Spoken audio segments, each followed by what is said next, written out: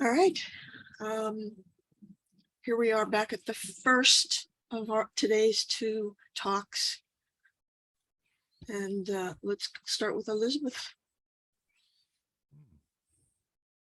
Oh, I'm sorry. I got to change the setting here. Hold on. I'll turn mute. Could Ward just re-explain the last part that Sam read, the part that's realization entails remaining fully awake in sound sleep? That conceptual. So Baba, yeah. Baba is, these are these 5 states. So realization is 5. And in that state, you're sound asleep and wide awake at the same time. That's God realization. So in our daily cycle, 1, 2, and 3, it's like we break the unity of realization into parts. We experience it in its pieces one at a time. And all you need to do to get God realized tonight is when you go to sleep, just remain awake. That's all. But it sort of gives an idea how close we are to realization of God. It takes billions of years, but we're actually that close. That's all that is entailed. And these 5 states, you find these in Baba's discourses all over the place. In God's hand, you know, that handwritten thing, he gave his own chart of it. He drew it. And in Infinite Intelligence, it's all over the place. Tiffin lectures everywhere. In God Speaks, there's actually one of his figures is on the same subject. So this was a basic theme for Baba. And I'll say that there's a clear relationship to Vedanta here.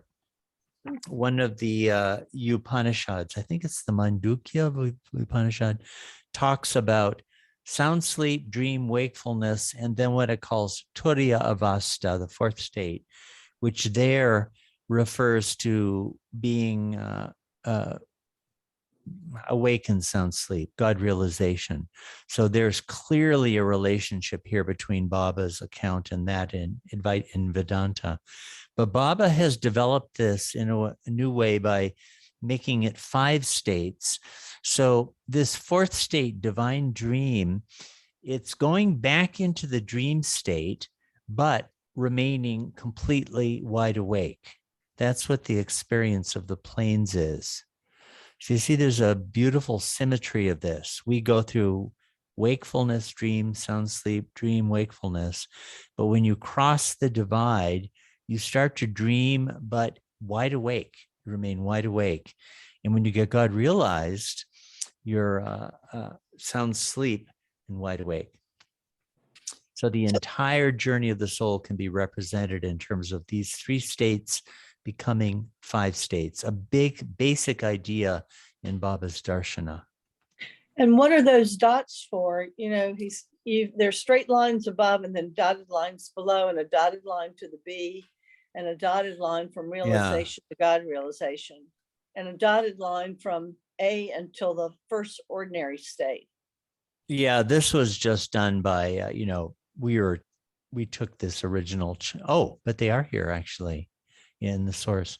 I think it's just to show the connection that you're supposed to read these horizontally. Each state is, from top to bottom. It's a vertical state.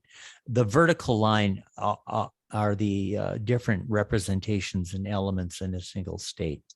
That's all that means as far as I can see. But the dots, the dotted ones, did Baba put in the dotted ones? It's hard to see in the book. There seems to be that way. Yeah. So my guess is he meant something by it, but I don't know what, unless he means descending into that or a transition.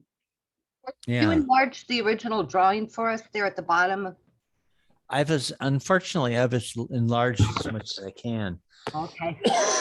Yeah, no, it's a good question. Maybe there is some significance to it. I don't know what it would be. Thank you. Hmm. Yeah. Okay. Anybody else? Do you want to? Okay, Jim or Karen Levine, whoever you are, Okay. your many masks. I just wanted to make a comment. Hmm. Looking at this figure 15 reminded me, you know, of course, that I spent 8.5 years in the seminary studying for the priesthood and got immersed in Christian theology quite a bit. And there's a very important parallel between the direction we face while proceeding to the ordinary states and then the direction we face while proceeding to the divine states. In the Catholic theology is a term called metanoia. And metanoia means turning. So in the Easter Vigil, the midnight vigil, Easter, there is the idea that God is light. And so the idea of metanoia is our ordinary state is to be constantly looking at the shadow, which kind of reminds me of this ordinary dream and awake states. But then we have to turn toward the light. And of course, in the spiritual understanding would be that we make this really deep conversion, you know, or deep change within ourselves where we reorient the direction we are facing. And that was a very powerful point in many of the theological writings of the mystics and so on, was this idea of metanoia, of having to turn to the right direction. I just thought this kind of reflected that very nicely. Do you know how to spell that, Jim?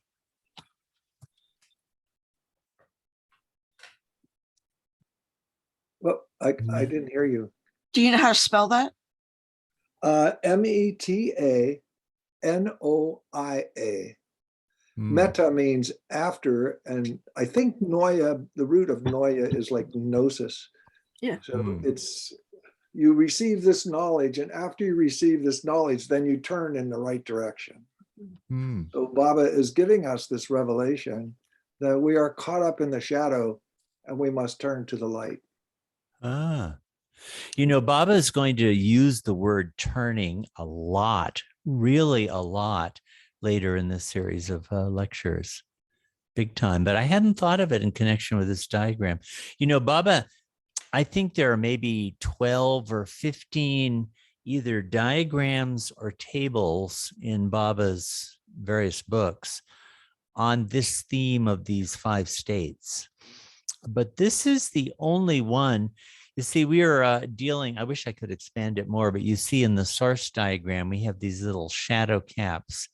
So we spent a lot of time, Nadia and I, trying to understand what that meant. And it does seem to mean the metanoia, as you're talking about. This is the only time when he shows these 5 states that he makes this particular point, that when you're sound asleep, as a gross conscious soul, there is a kind of a latent orientation back towards the gross. Whereas when you're on the planes, there's a latent orientation towards the higher planes. Nowhere else does he make that point when he's talking about these 5 states. But isn't it neat? Can't you picture Baba taking his cap off and showing these states? Yeah. Yeah, no, that's a great point. As I say, turning is really going to come up later on. Till we get dizzy. Yeah. Marianne. Lucia. Yeah. Ward, I just want to make sure I understand that correctly. So Baba, he's the one who drew the source diagrams that we look at. You see, we're just working from, I'm sorry, I jumped pages. We're just working from a manuscript. And so a lot of this is inference. But I would, in some of the diagrams here, it seems to me there are actual indications that one of the mandali would have drawn them, and probably on some kind of a board that was there in the room, and might have been used over the course of several days. And whoever, in this drafting this manuscript, they were incorporated by Chanji or whoever drew them and put them in the manuscript. Now, in a case like this, whether I think it's unlikely that a diagram was used in Baba's actual lectures, because he was doing it right there. He was doing it in front of their eyes. But the mandali, Chanji probably, to represent what Baba had shown, probably drew it. Or maybe there was a diagram drawn too. That could be. But I think the overwhelming probability is, when we had diagrams used, the mandali drew it according to Baba's directions. Baba showed them how to do it. Showed what he wanted. Okay. All right. And then table 3 that we had in the first lecture today. Yeah. Mm-hmm. Table Right. 3. Yeah. Is that like the other graph, that box graph that you did in the previous lecture? Is that editor's creation? You and Nadia Yes. created this? Yeah. Okay. We would it wouldn't have been a box graph like this, but it would have been in rows, handwritten. But we made it into something that looks nicer. But all this content was there in the source manuscript. Great. Thank you. And we have Lindsay.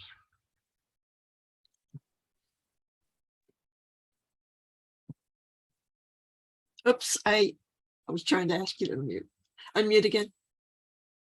There you go. Yeah. Jim, thank you so much for bringing that up about looking to the light or reversing yourself.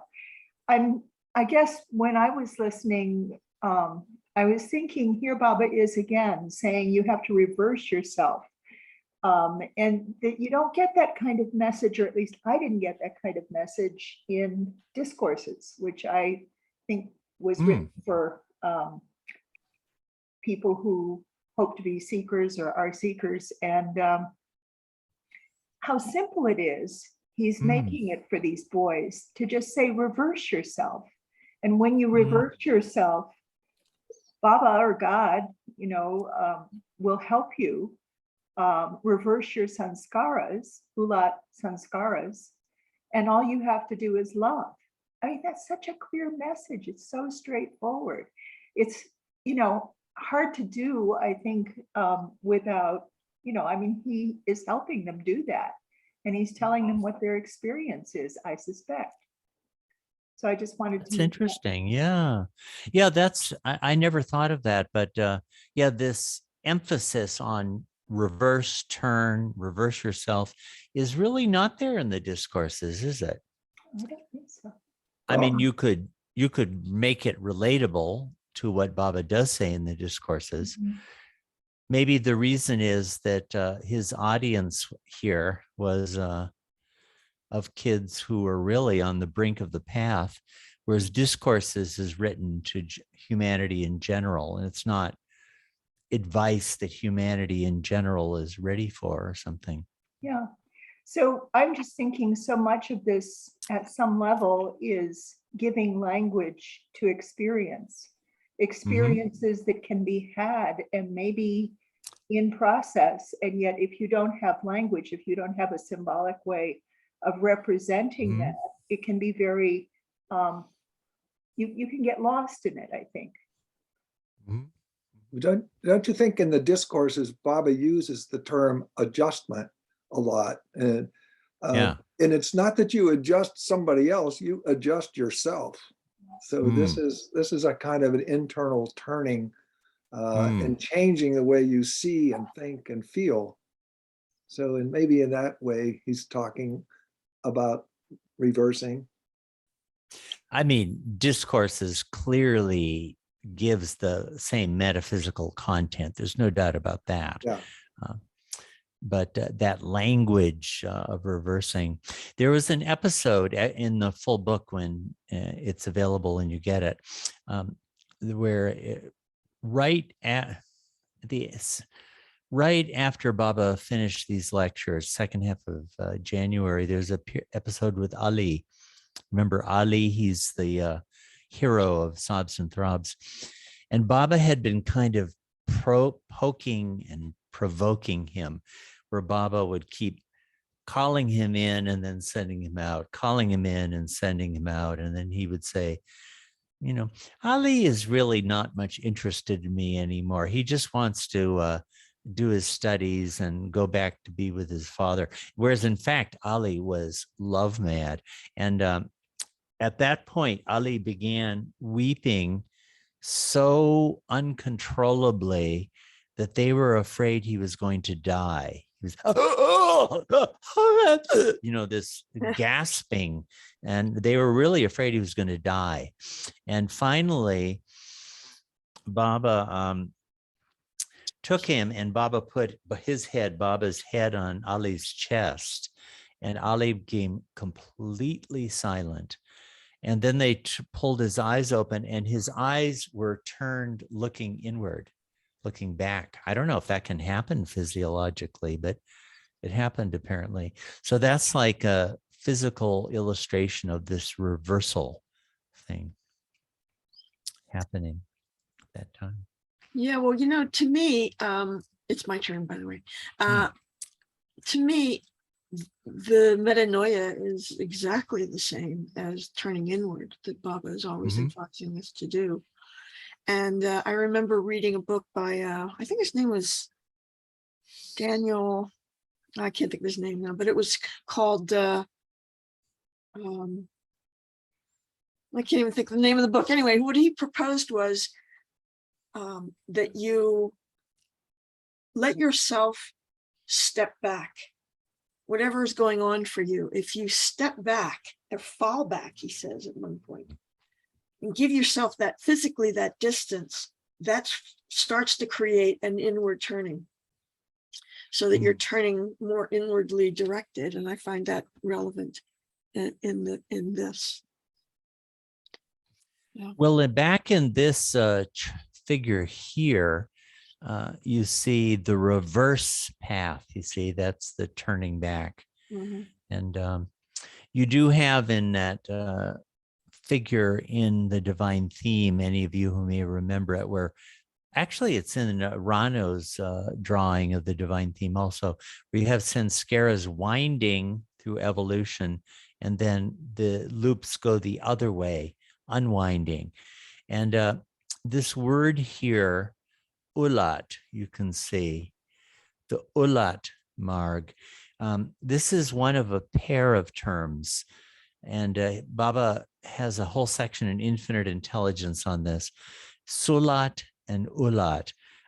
When you're engaged in ordinary binding activity, like in evolution or as a human being, you're just going about your greedy, lustful, angry, daily life experience, you acquire sulat sanskaras. Those are ordinary, obverse is the actual word. But when you reverse the sanskaras, you're getting ulat sanskaras. Those are reverse sanskaras. And ulat sanskaras kill the sulat sanskaras. There's a whole section in Infinite Intelligence on that. So that's relevant to what we're talking about here also. And my other comment was that to me, I think what we're reading here and in Infinite Intelligence, in the old days, in the old avataric advents, would have been considered secret knowledge and would have been kept from the common reader.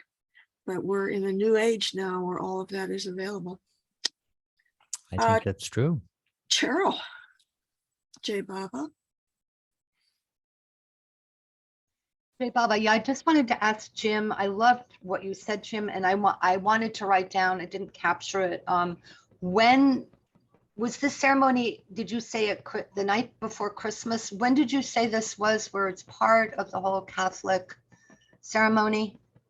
When you talked about metanoia and you used, It's at not the Christmas, but the Easter vigil. that would make more sense. Yeah, Christ is in the tomb, and at the vigil, there is this process where the singing starts at a very low, and it continues to go higher and higher, with the idea of the light coming in the dawn, and the light gets brighter and brighter as the Christ rises from the tomb. And so that light that is the Christ is what we are to turn toward. Yeah. Thank you. That was so beautiful. It's just to know that there was this deep mystical meaning to some of the things that I experienced as a child. I wasn't Catholic, but I did was required to go to church every Sunday. And anyway, thank you. I'm fine. It's lovely. Yeah. And also Baba constantly is saying you're turning out, you're looking out. What you need to do is to look in, which is the same as we've been talking about just now. And the cap, the image of the Baba's cap, his Parsi cap, and metanoia. It's after, I like your definition of meta is after, and gnosis is knowledge, and anoia is gnosis or knowing. So after what you really know, you turn towards the light when you're really beginning to know. If you don't automatically start to turn. Yeah, if it doesn't transform your life, it's useless, right? I mean, knowledge for its own sake doesn't really work with Baba. He wants us to turn it to love. So that idea. But this is all helping me get it on a deeper level somehow in my soma. Yeah, these are good connections. I'm sorry? These are good connection. I hadn't even thought about turning in relation to these things we're on now, but once he starts getting into the spiritual path later on, this is an insistent theme of his. You have to turn. And that turning is an act of will. I think that's important. Mm-hmm. Okay, Elizabeth. Well, I was just going to make a comment on the same thing. A number of months ago, I can't remember where, Ward, it was probably in one of your discussions, and you mentioned this hat. And ever since then, I've noticed that this turning and this reversal and winding and unwinding is consistent throughout almost everything Baba writes. And once you're alerted to it, you see it everywhere. I mean, I can't, and I think it's because you referred to this book. And so it's also, I think it must be consistent in almost all spiritual literature. I mean, whether it's Jesus or somebody else. But it just makes it, the red hat makes it so clear that it's a change of attention, a change of focus, and the change from the outside to the inside, the real self. In Francis Brabazon's Stay with God, also, he brings up the theme very prominently, especially in the fourth book, The Steps to His Feet. He talks about how you have to turn. Yeah, it's probably a theme across a bunch of the religions. I bet it is. Lindsay, did you have something? Yeah. Try again to unmute. There you go. Okay, I just wanted to talk about 6 divisions and 7 divisions. Yeah. Yeah. So if you count, like if there's 7 planes and number 1, then, all right, the simplest way to say it is a division the space between the states, or is it the states that are created by the divisions when energy occurs? So there are actually 6 spaces between 1 and 2, 2 and 3, 3 and 4, 4 and 5, 5 and 6, 6 and 7. Right.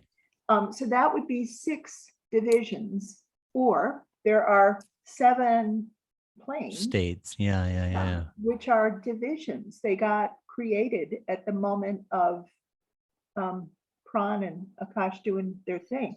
So I just think that's there. And it caused me to have another question, which is not exactly here, but I've always been confused by the fact that there's a seventh plane, because it's God realization, right? So why would there be a seventh plane in the subtle world? And I guess it's because many people don't drop their bodies right away. They get realization. And in order to have a form, you have to have the subtle world still something existing. Does that sound right? I just, and you may not want to address it, but. No, I think that I think that's very good. You know, I've had that thought too. This question of 6 and 7 does come up. I'm scrolling ahead. When you actually get the book, there's going to be an appendix that addresses all of this. Where is it?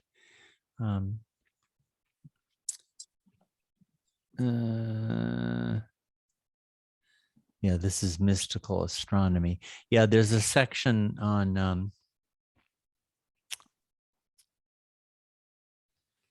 now I'm forgetting where it is. Anyway, I won't try to find it now, but there is a section that talks about the division of 6 and 7, various divisions of the 7 kingdoms of evolution and other matters of that kind. Yeah, sometimes Baba will say in infinite intelligence 6 also, because the 7th is in its own category. And what you're saying, I kind of like that when you're a Majub, you're actually in the 7th plane, but from the standpoint of other people, you're still within the universe. So you'd say, well, where is this Majub? Well, he's on the 7th plane. Yeah, thank you. So that's a great thought. Yeah, this is this business of the division of energy into 6, and he's going to make it 7 later, into 7 layers, is really new information. Let me show you this diagram, which is going to come up, where this one here, this is the flow of Pran down from the 7th plane down to the gross. And you'll notice at the 4th stage, which is the 4th sky, it breaks into 7 layers. So I had thought when he's talking about the division of Pran into 6 divisions or 7, that refers to the 6 planes. But it's apparently not as simple as that, because this breaking happens on the 4th plane. He says on the 5th plane, this is Pran is coming down, right? It's a descent. So when it reaches the 5th plane, it starts, the vibration starts to happen. And that causes energy to get broken into these 7 layers. So that's new information, whatever on earth it means. And Cheryl? Oh, I'm unmuted already. I just want, it's a little awkward to go back to the former conversation, but Ward, you mentioned that in the discourses, there is not the word, you know, the language, I wrote it down, what you said, the language of reversing is not there. And yet adjustment is, as you said, is, I mean, I don't remember this, but you said it was there throughout the discourses of adjustment. And so I think Bob is on a vibrational level, in a way, setting the scene for us to turn, for the use, reading or exposed to the idea of turning, because it says that I looked up adjustment and various on my, you know, whatever sources of background of words, and it means also the act of making a change. Adjustment is the act of making a change, making an alteration or modification.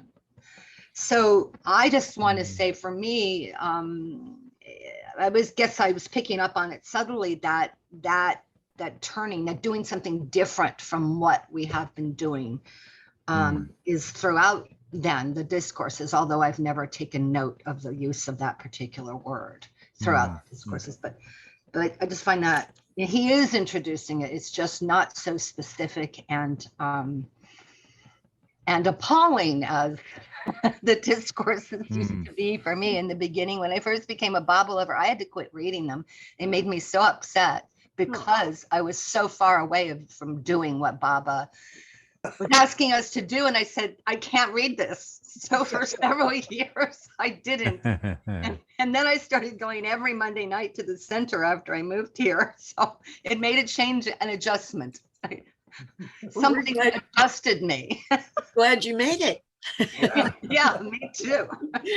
Elizabeth. Ward, I was just thinking about all these turnings in evolution, and Baba said the Barzaks actually face two ways. It's like that little red cat facing one way and then the other. Any comments on that?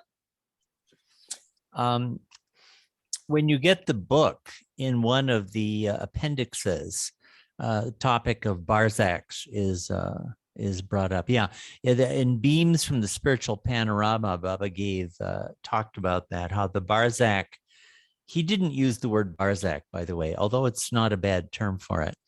But these transitional species have to be able to move both ways, both toward the kingdom of evolution that they're leaving and the kingdom of evolution that they're gaining admission to. That's distinctive about those species. We're going to get some, this book will give some new information about some of those transitional species, by the way, like between worm and fish kingdom, the transitional species is the tortoise. There's new information. And between plant, anyway, there are going to be a bunch of these forms are identified here that we didn't know about before. Yeah.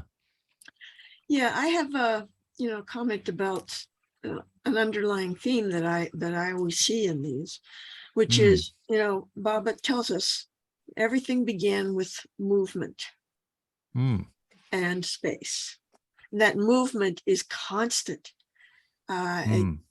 It's always about change, always about change. Every moment that we engage with change is a moment of growth. That's how I look at it. So all through various studies, particularly in Buddhism, which, I'm hung up on, the idea of change, any little change that you willfully make causes a ripple in your being that can create an opening for God's grace. That's how I look at it. So I just wanted to make that comment. And I also wanted to bring up that we've got a lot of time left. What do folks want to do? Read. Want to read some more? We could read some more. Well, we're on the discussion. We're on the discussion thing. We could go back over what we read and see if there are any questions. I don't know.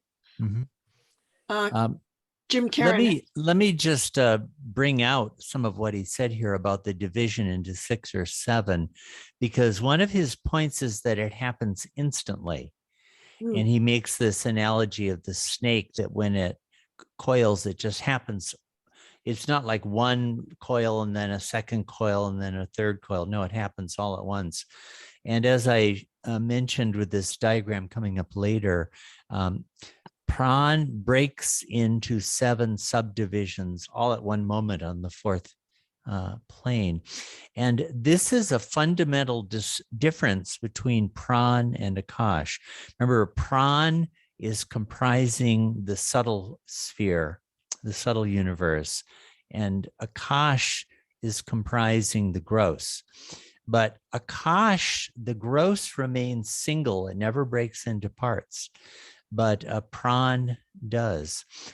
And to me, this intuitively makes some sense. So I think of Pran or Akash is capacity or opening or provision of space for something to happen. And in its nature, that's what it doesn't have parts. Emptiness or space doesn't have parts, but movement naturally breaks into 7. He's going to say more about this, how the 4th is always the biggest. Out of 7 waves, the 4th is the biggest. Hey, Jim. I was just kind of musing, I hate to overlap infinite intelligence too much. I mean, I know we want to concentrate on this, but the figure 14 seems like a kind of a beginning or rudimentary diagram of what Baba calls the crossing lines of thinking and realization. Whereas the white part up there, which is Paramatma, in infinite intelligence, he continues those lines up to thinking and imagination. So I just thought how interesting it is that this diagram is kind of a early form of the crossing lines. Do you get that feeling, Ward, at all? Well, the difference is that these are the gross and the subtle, not the thinking and the imagination. So it's a different topic in that way.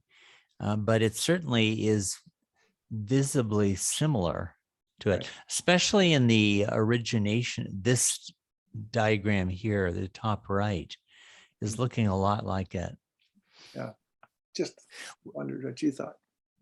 This was a real, we spent a long time deciding whether to put in this top panel or not, because these two diagrams here, source diagrams, see those two there, were found on a manuscript on a completely different page, although it's clearly related to this.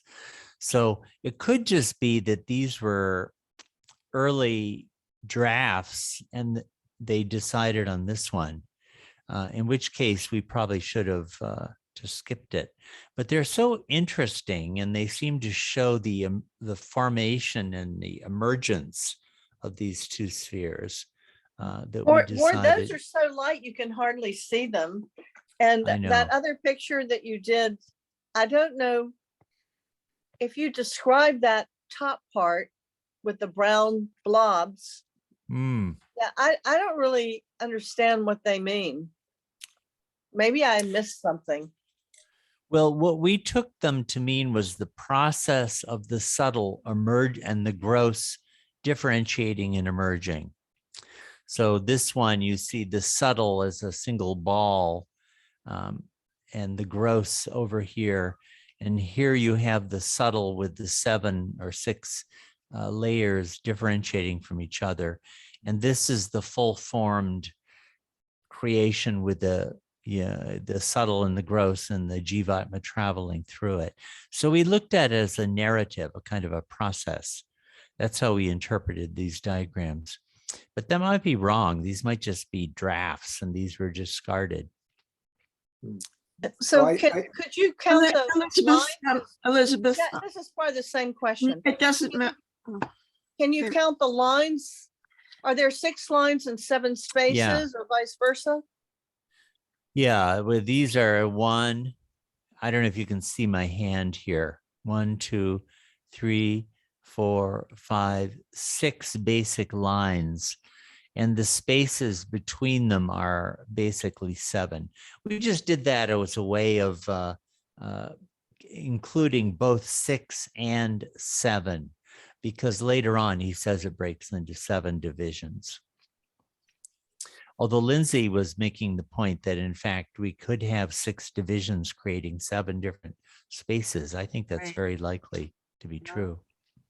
So Cheryl's had her hand up for a while, so please let's Well, respect each yeah. other's hands. Go ahead.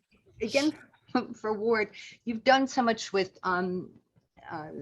stay with God and with art and with images. I'm wondering, years ago, before I came to Bob, I saw this incredible Tibetan tanka of the Buddha standing on the back of a tortoise, and you just brought that up. That form, the tortoise, is the Barzak between worm and fish. And it always struck me. It's like, why on the back of a tortoise? And I've seen it since. I'm wondering if you had any knowledge about that archetypal symbol, obviously, or Krishna. I mean, Yeah. Buddha wouldn't be standing or sitting on a tortoise. I don't know anything about it, and that really takes us too far afield. from this. I just Yeah, don't know I'm anything sorry, about I it. didn't think about that. I just, yeah. But we were talking about Barzakh, so that's why. Thank Yeah. you. We're going to have a one of these lectures where Baba goes through the evolutionary series, and these are going to come up. And again, this appendix has a whole section on that. I tried to bring together all the information I could find on these from all sources on these transitional species. So I wanted to just make a note of the fact that it's interesting to me that it's the diagrams that we discuss. There's very little discussion about the text itself. I'm just wondering if there's anything in the text that anybody had a question about or was interested in. Yeah, it's kind of easier because the diagrams are very visual. Yeah, and they're very important. There's no doubt about Yeah. that. Mary, you have your hand up. Hmm. Oh, you have to unmute, dear. Can you unmute?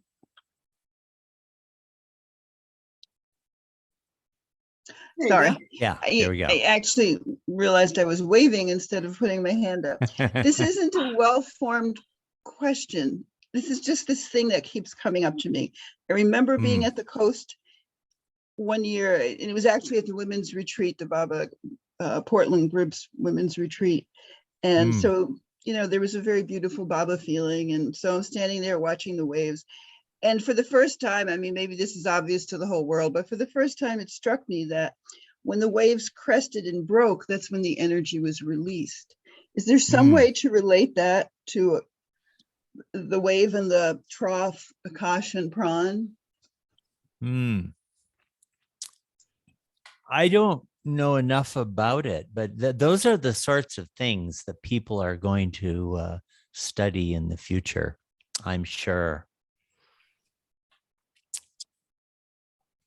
Yeah, I don't really have any expertise on that. I was just reading today, anyway, I won't go into it, about the ratio 1 to 7 is where the wave breaks, all that kind of thing. Oh, they say the 7th wave is the big one. It sounds interesting if you want to share it. Well, later on in this series, Baba does talk about the 7 waves, and he says that the energy rises to its greatest height on the 4th. And that, you notice the 4th plane is in fact the plane of power. The last 3 lectures, he's going to come back to about, but now we're going to have Pran flowing down from the 7th plane down to the gross sphere. He looks at it from a completely different point of view. But let's see. There's a saying in Buddhism that everything reflects the Dharma. And, you know, I think that's true. As you look at everything in life, you can pick out how these things are reflected in every form and every activity. Fractals. So you notice in this diagram and the text that explains it, Baba's going, you know, enter Pran and Akash, and the Pran is the source of the whole inner universe, the subtle sphere, and Akash is the source of the gross sphere. You notice how in those who have really studied infinite intelligence, you have to deal with the fact that, you know, gross and subtle, you have actually 3 spheres, gross, subtle, and fine. He brings up the fine, and fine refers to things back in the state of latency or sound sleep. And anyway, this use of gross and subtle contrasts with what you get in God Speaks in Discourses, where it's gross and subtle and mental. But to me, you know, actually both of these ways of representing cosmological representations are true, because the division of creation into the gross, subtle, and mental sphere, those 3 spheres are the reflections or shadows of God's nature as knowledge, power, and bliss. Knowledge has as a shadow the mental sphere, power, the subtle sphere, and bliss, the gross sphere. But the gross, subtle, and then let's say Paramatma or God, well, here you can see subtle is the manifestation of pran, and gross is the manifestation of akash, right? So it's actually a truthful representation of the cosmos. And in infinite intelligence, we got another trinity of wakefulness, dream, and sound sleep. And sound sleep is the fine, which is back to the God state of latency. Dream corresponds to the subtle, and wakefulness corresponds to the gross. So you see these two models, that is gross, subtle, and let's say God, and gross, subtle, and mental. Both are true. Both are true in different ways. And in the past, I've used this analogy to illustrate it since we're mostly, are we all Americans here? Anyway, let's suppose you had the United States of America, and one person says, looking at plains and mountain ranges, the United States is divisible into three parts. The eastern seaboard up to the Appalachians, the central plains between the Appalachians and the Rockies, and the western part of the country from the Rockies to the Pacific. And somebody else said, nah. The Appalachians don't count. You have two parts of America, the whole part from the East Coast to the Rockies, and from the Rockies to the Pacific. Well, whether you describe it one way or another, it's the same country. So this way of representing the cosmos, we're getting in the earlier years this two-sphere model with gross and subtle, and later gross, subtle, and mental. And Baba was always, I think in the later years, kind of standardized and simplified according to the point that he wanted to make at that time. But just be aware that this use of the subtle is not just terminological, it is actually related to a great truth. In this text, it is that the subtle is the manifestation of pran, with this fundamental dichotomy of pran and akash. It's a little wrap on that topic, cosmology. Love that stuff. Go ahead, Jim. Oh, I just had a question. Could you go back to table 3, Ward? Yeah. Put that up there, and in Yeah. the part B, C, and D, you have those 7 colors, and it reminded me of part 7 in God Speaks of the 7 veils. Mm-hmm. Is that kind of what might have been in your mind, or? Yeah, it was stuff like that, I would say. Stuff like that, okay. Yeah. The variegated nature of the created universe. Okay. Yeah. I don't know. Is it a good idea or not? We were just, we spent a long time with these things, just trying to come up with a good expression. But this isn't from Baba. This is from these two dunces. Well, Baba does relate the colors, the 7 colors, to the 7 veils and all He that. does. He And so does. those 7 colors kind of made me think of that. Yeah, no, that's right. Yeah. By the way, in the matter of turning also, and a place where it does come up in God Speaks is the sevenfold veil, as you're mentioning, because when you enter the planes, you reverse yourself and enter in through the openings of the face, through the mouth, the nostrils, the ears, and the eyes. So that's a reversal. Instead of sense going outward, the consciousness goes in through the organs of sense.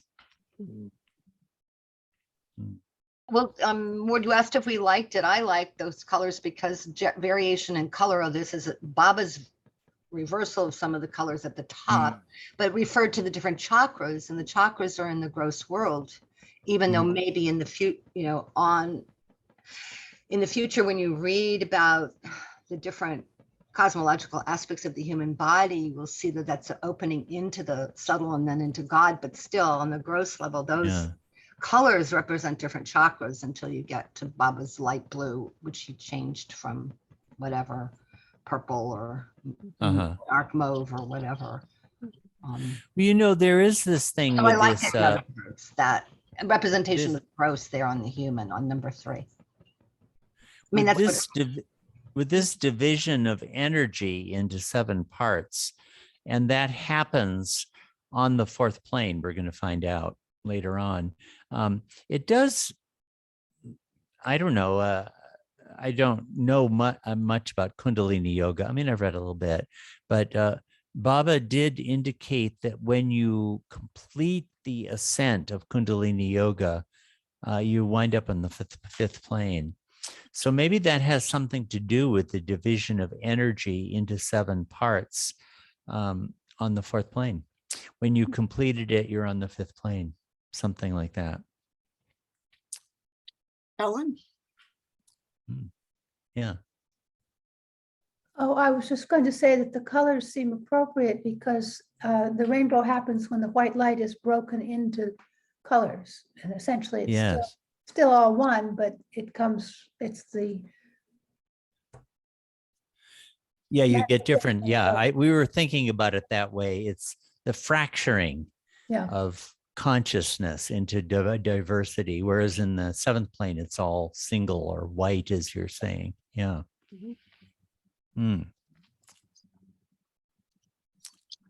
Any other questions? Sam, do you have your hand up or were you clapping? I was trying to put up my hand. Well, I found you. There you But go. you found me. Yes. No, I just wanted to say that I really appreciated that table 3, for example. I also noticed that in the 2nd row, there's the subtle loops, and Yeah. very Oh, subtle. yeah. But I immediately was kind of delighted when I saw it because it seemed so right. Yeah. And then, of course, seeing Baba's flag on the next one was also like, I just think you and Nadia Ward have done an amazing job in making these charts really come to life. Not that they weren't, I mean, they already are fantastic. Just looking at Baba's handiwork and seeing the originals, of course, just adds depth. Right, right. But I think you've done a wonderful, amazing job in giving them color and, showing them at their best and helping us to, it helps to grasp this very challenging material. Yeah, it really does. So, And I hadn't even Well, noticed the spirals. Thank you for bringing that up. yeah, I was just delighted windings when I and saw that. I scaras, thought, Windings, oh, yeah. Got the Yeah, theme, yeah. and let's carry it through here. Very good. Well, thanks so much. We actually got together 3 or 4 days a week for 3 or 4 hours for a year and 3 months. We really spent a lot of time going over and over. I have to take my hat off to Nadia also because, I mean, she did the artistic work I really think is gorgeous. But in addition, she really engaged the material. She really, really did. Spent a lot of time. And, it was kind of an amazing experience because with these diagrams, after working them over and over, I mean, they're so simple, you wouldn't think there's much to it, but there really is a lot. But we would come to places that neither of us had been at the beginning at all. And that's really a sign that Baba is in the process. We really felt that Baba was completely in the process. Yeah. By the It way, shows. this whole idea that you can see, like with this, here's figure 13 and then the key there. That was Marwan Jesawala's idea that part of it is just sort of being transparent. It's sort of like if people are saying, well, where are these diagrams from? Well, we can only put one of the sources, or sometimes we would put 2, but part of it is to be transparent. But it's also cool, isn't it, to sort of see a color diagram and then to see the sources? Very much so. Yeah, Yeah. very much so. can They add to each other. Yeah. They really do. They really do. It's positive enhancement, I think. Well, it kind of feels like we're winding down. Mhm. Elizabeth, one more question? Oh, You must how have did you another know that? question. Yeah, can we see the 5 states of Atma again? Yeah. And Mhm. I had noticed those sanskara things. I mean, the loops. Oh, this is kind of crazy, but it might make some sense. How many loops are in each of those ones across the top? And I wonder if it matters. I think I think it's 7. And this would just be whatever Nadia did with it. It's not any coming from Baba or anything. But is that 1, 2, 3, 4, 5, 6? It might be 7. Yeah, By I the just w- wondered if there was any. So basically, there was no particular significance to how many loops went into each frame by knowledge, knower, state, and No, I don't think so. I don't think so. We were okay. just by the way, I mean, I mentioned this before, but you know, from infinite intelligence on through God speaks, Baba was kept developing the different states of God, and the fullest development of that is in God Speaks, the 10 states of God. That's the master exposition of that subject. But in infinite intelligence, you get, this topic keeps coming up. In chapter 9, you get 6 states, as a matter of fact. But this is essentially the states of God. So the original formless God is probably something like the beyond state.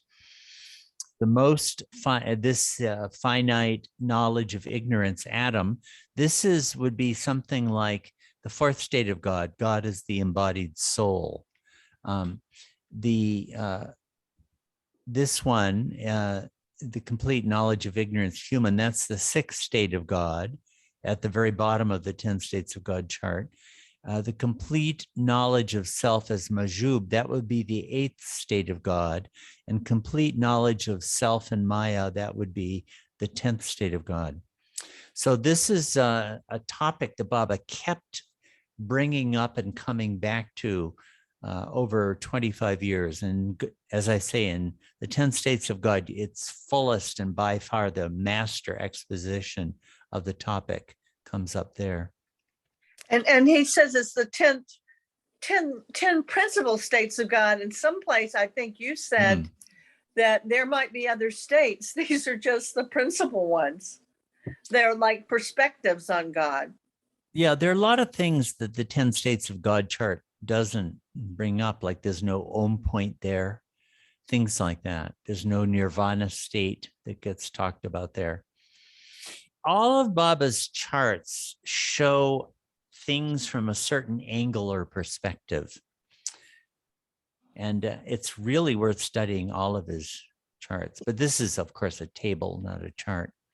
But here you have the entire created universe between Adam and human. You just have those two.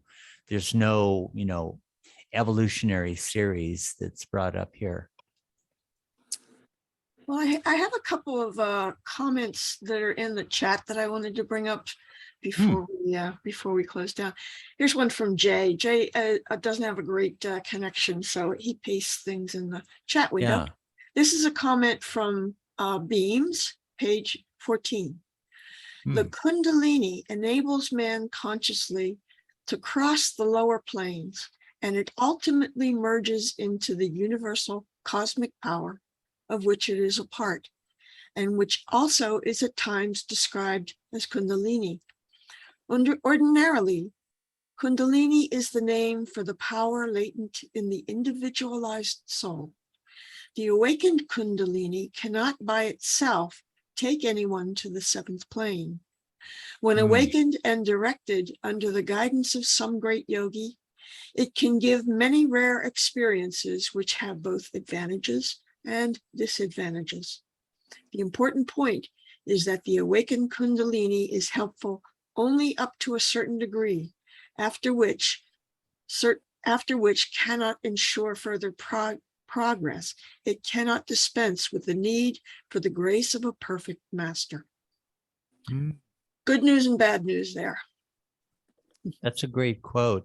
I Yeah. keep thinking that this this theme is relevant to that, because you have the division of energy into parts, and we learn later happens on the fourth plane. And Baba brings up the figure of a snake, you know, and the Kundalini is often represented that way, with the Ida, Pingala, and Sushumna, where it's a rising serpent that with its different coils. I mean, that figure is definitely there in Kundalini Yoga. So it occurs to me that this aspect of his teaching about the division into 7 is relevant to that. Baba didn't talk about that all that much. All right. Well, I think it's time to end the recording, which means we want to say the Beloved's Prayer together. Okay. So please unmute yourselves and join Ward and I in saying the Beloved's Prayer. Beloved God, Beloved God, help us Help us all all to all love you to love you more and more, more and more and more, and still yet more, still yet more, till till we become worthy of union with union you. With you. help us And all help us all all fast. Baba's Daman Dhamma, to the very end. end. and Avatar, Avatar Meher Meher Baba Baba Ki Ki Jai. Jai. Avatar, Avatar Meher Baba Baba Ki Ki Jai. Jai. Avatar, Avatar Meher Baba Baba Ki Ki Jai. Jai. okay.